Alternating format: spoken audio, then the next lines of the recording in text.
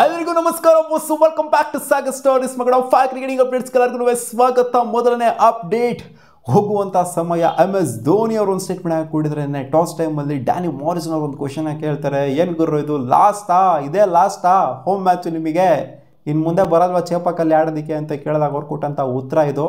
ಗೊತ್ತಿಲ್ಲ ನನಗೆ, next match ನಾನು ಆಡ್ದಿಲ್ವ ಚೇಪಕ್ಕಲ್ಲಿ ಅನ್ನೋ ಥರ ಉತ್ತರ ಕೊಟ್ಬಿಟ್ಟು ಒಂದು ಸ್ಮೈಲ್ನ ಮಾಡಿದ್ದಾರೆ.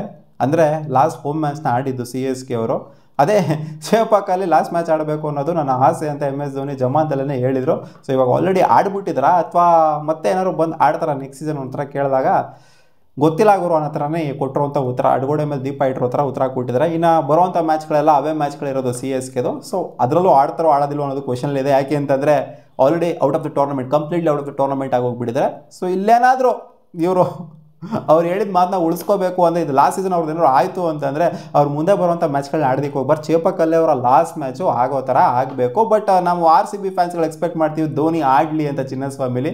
ನೋಡೋಣ ಅದೇನಾಗುತ್ತೆ ನೆಕ್ಸ್ಟ್ ಮ್ಯಾಚಲ್ಲಿ ಅಂತ. ಅಪ್ಡೇಟ್ ಬಿಟ್ಟು ಪಂಜಾಬ್ ಕಿಂಗ್ಸ್ಗೆ ಇಂಜುರಿ. ನೆನ್ನೆ ಗೊತ್ತಾಗಿದೆ ಎಲ್ಲರಿಗೂ ಮ್ಯಾಟ್ರು ಯಾರಿಗೆ ಇಂಜುರಿ ಅಂತ. ಗ್ಲೆನ್ ಮ್ಯಾಕ್ಸಿಗೆ ಇಂಜುರಿ ಆಗಿದೆ ಅಂತ. ಫಿಂಗರ್ ಇಂಜುರಿ ಆಗಿರೋ ಕಾರಣದಿಂದ ಅವರು ಔಟ್ ಆಫ್ ದ IPL ಅಂತ. ಇನ್ನು ಯಾವುದೇ ಮ್ಯಾಚಲ್ಲಿ ಅವರು ಅವೈಲೇಬಲ್ ಇರೋದಿಲ್ವಂತೆ ಪಂಜಾಬ್ ಕಿಂಗ್ಸಿಗೂ. ಅಂದರೆ Kings 11 ಪಂಜಾಬ್ ಕಿಂಗ್ಸು ಯಾಕೋ ಸೆಟೇ ಆಯ್ತಿಲ್ಲ ಅವರು. ಇನ್ನು ನಾವು RCB ಪರವಾಗಿಲ್ಲ, ಮ್ಯಾಕ್ಸಿಗೆ ಒಂದು 4 ವರ್ಷ ಇದ್ರೂ ಕೂಡ ಅಲ್ಪ ಸ್ವಲ್ಪ ಅವರು ಚೆನ್ನಾಗಿ ಆಡಿದ್ದಾರೆ. ಲಾಸ್ಟ್ ಸೀಸನ್ ಇನ್ನೂ ಆಡೋಕ್ಕಾಗಿಲ್ಲ ಅಷ್ಟೇ. ಬಟ್ ಈ Kings 11 ಪಂಜಾಬ್ ಕಿಂಗ್ಸಿಗೆ ಹೋದಾಗೆಲ್ಲ ಮ್ಯಾಕ್ಸಿ ಟ್ರ್ಯಾಜಿಡಿನೇ, ಹೆವಿ ಟ್ರ್ಯಾಜಿಡಿ ಫೇಸ್ ಏನೇನು ಮ್ಯಾಕ್ಸಿದು. ನಮ್ಮ RCB ಫ್ಯಾನ್ಸ್ಗಳು ಇವಾಗ ಖುಷಿಯಾಗಿರ್ತಾರೆ. ಆ್ಯಂಡ್ RCB ಟೀಮ್ ಮ್ಯಾನೇಜ್ಮೆಂಟ್ ಇನ್ನೂ ಖುಷಿಯಾಗಿರ್ತಾರೆ. ಬಿಟ್ಟಿದ್ದು ಒಳ್ಳೇದಾಯಿತು ಗುರು ಸಿಕ್ಕಾಪಟ್ಟೆ ಅಂತ. ಅವ್ರ ಜಾಗದಲ್ಲಿ ತಗೊಂಡಿದ್ದು ಯಾರು, ಲಿಯಾಮ್ ಲಿವಿಂಗ್ಸ್ಟನ್ ಅಲ್ಲೇನು 6 ಮೇಲೆ 6 ಏರ್ಸ್ಬಿಟ್ರಲ್ಲಿ ಏನು ಬಾರಿ ಕಿತ್ತು ಗುಡೆ ಹಾಕ್ಬಿಟ್ಟವ್ರ. ಅವ್ರನ್ನೂ ಕೂಡ ಈಚೆ ಕಡೆನೇ ಇಟ್ಟಿದ್ರು. ಏನು ಬಾರಿ ಖುಷಿ ಪಡುವಂಥದ್ದೆಲ್ಲ ಏನಿಲ್ಲ ಅಂತ ಹೇಳ್ತೀರಾ. ಬಟ್ ಆದರೂ ಮ್ಯಾಕ್ಸ್ವೆಲ್ಗೆ ಇಂಜುರಿ ಆಗಿದೆ ಗುರು. ಲಿಯಾಮ್ ಲಿವಿಂಗ್ಸ್ಟನ್ಗೆ ಏನು ಇಂಜುರಿ ಆಗಿಲ್ಲ, ಅವ್ರು ಯಾವಾಗಲೂ ಅವೈಲೇಬಲ್ ಇದ್ದಾರೆ ಅಲ್ಲಿ.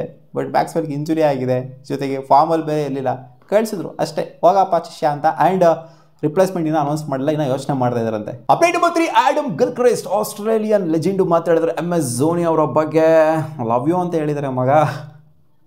MS Dhoni has nothing to prove to anyone in the game. ಏನು ಪ್ರೂವ್ ಮಾಡ್ಕೊಬೇಕಾಗಿಲ್ಲ. MS ಧೋನಿ ಪ್ರೂವ್ ಮಾಡ್ಕೊಂಡಿರೋದು ಬೇಜಾನ್ ಆಗೋಗ್ಬಿಟ್ಟಿದೆ. ಅವ್ರದ್ದು ಜಮಾನದಲ್ಲೇ ಬೇಜಾನ್ ಪ್ರೂವ್ ಮಾಡಿಬಿಟ್ಟಿದ್ದಾರೆ. ಸೊ ಇನ್ನು ಈ ಗೇಮಲ್ಲಿ IPL ಅಲ್ಲೇ ಆಗಿರಲಿ, ಇಂಟರ್ನ್ಯಾಷನಲ್ಲೇ ಆಗಿರಲಿ, ಎಲ್ಲೂ ಕೂಡ ಅವ್ರು ಏನು ಅಂತ ಪ್ರೂವ್ ಮಾಡ್ಕೊಬೇಕಾಗಿಲ್ಲ.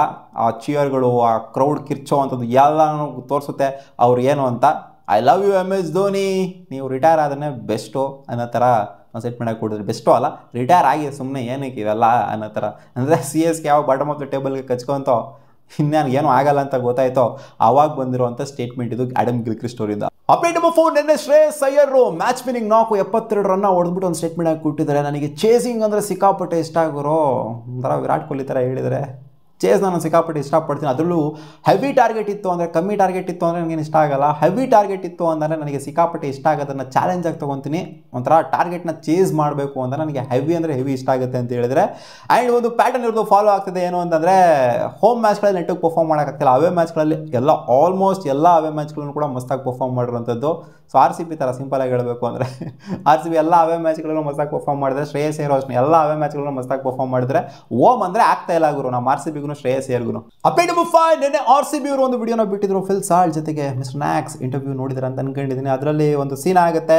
ವಿರಾಟ್ ಕೊಹ್ಲಿ ಇವಾಗ ಮುಂಚೆ ಎಲ್ಲ ಸ್ಟೇಟ್ಮೆಂಟ್ಗಳನ್ನ ಕೊಟ್ಟಿದ್ರೆ, KKRಗೆ ಆಡಿದ್ದೀರಾ ನೀವು, ಬಟ್ ಅಲ್ಲಿ ನನಗೆ ಯಾರೋ ಫ್ರೆಂಡ್ಸೇ ಇರಲಿಲ್ಲ ಅಂತ ಒಂದು ಸ್ಟೇಟ್ಮೆಂಟ್ ಆಗಿ ಕೊಟ್ಟಿದ್ರಿ.